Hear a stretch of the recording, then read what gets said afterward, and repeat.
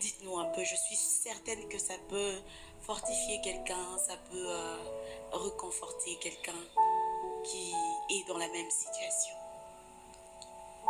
Je suis exactement la maman de Cassie, Kalala et toutes les Kalala. J'ai 3 enfants considérés autistes. Et l'autisme a commencé par elle. Et ça fait 25 ans que je suis dedans. Leur papa est pasteur, nous sommes des serviteurs de Dieu, 20 ans de ministère. Mais dans la communauté chrétienne, chez nous les chrétiens, ça n'existe pas. J'ai toujours dit que le Saint-Esprit a oublié les autistes et les handicapés. Que ce soit les prophéties, ça ne passe pas pour ces enfants. Alors personne, même Cassie, n'a pas cru que sa sœur avait ça. Aucune de ses sœurs, je le dis. Personne dans l'entourage.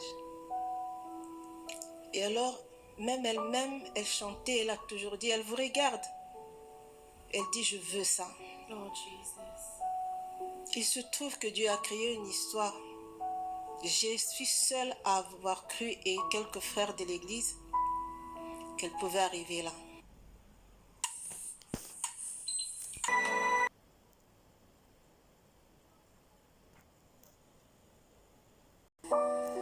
Mais c'est Dieu qui a permis. Sa présence ici, c'est pour vraiment, je profite de l'opportunité pour dire aux mères d'avoir un autre regard sur les enfants autistes.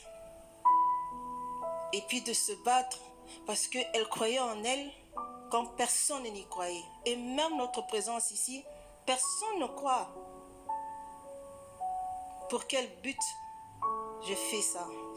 C'était pour tout simplement, peu importe le résultat, c'est pour montrer à un enfant autiste, à une mère autiste, à une sœur, à un père, de changer le regard et surtout aux serviteurs de Dieu.